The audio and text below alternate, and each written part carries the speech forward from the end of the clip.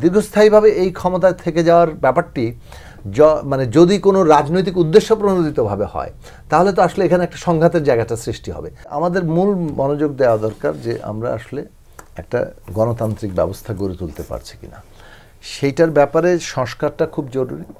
সংস্কার এবং নির্বাচন কোনো পরস্পর বিরোধী ব্যাপার নয়, এটা একসাথে চলবে এবং এটা পরস্পর মানে খুবই সম্পর্কিত ব্যাপার।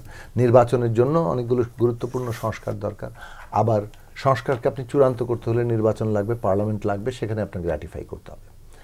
কাজেই আমাদের দেখা দরকার যে রাজনৈতিক দলগুলো কোন কোন বিষয়ে ঐক্যমত্যে আসছে।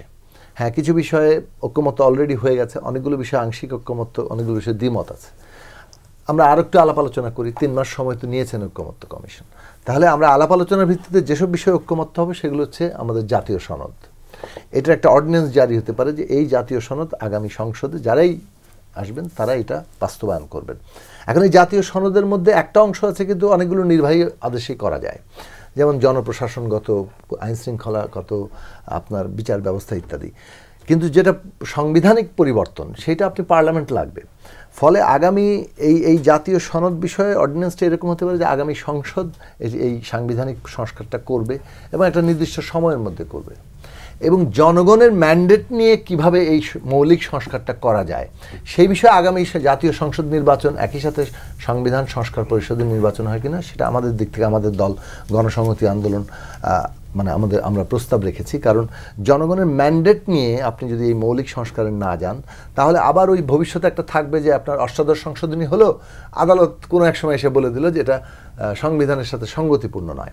ফলে গণপরিষদ কেন হয়? গণপরিষদে একটা পার্লামেন্ট গঠন হয় গণপরিষদ হিসেবে, যেখানে সংবিধান লেখার, নতুন করে লেখার জনগণ ম্যান্ডেট দেয়। তো এখন যেহেতু আমরা সংস্কার করতে চাইছি, ফলে আমরা বলছি সংবিধান সংস্কার পরিষদের নির্বাচন, যেখানে এই সংবিধানকে মৌলিকভাবে সংস্কার করার জন্য জনগণ এই সংসদকে ম্যান্ডেট দিবে, যেই সংস্কারকৃত সংবিধানটি ভবিষ্যতে আদালত আর এটাকে চ্যালেঞ্জ করার বিষয় থাকবে না, বরং আদালত থেকে সুরক্ষা দিবে, ডিফেন্ড করবে। সেই জায়গা থেকে আমাদের এই সব প্রশ্নগুলো গুরুত্বপূর্ণ আলোচনার জায়গা।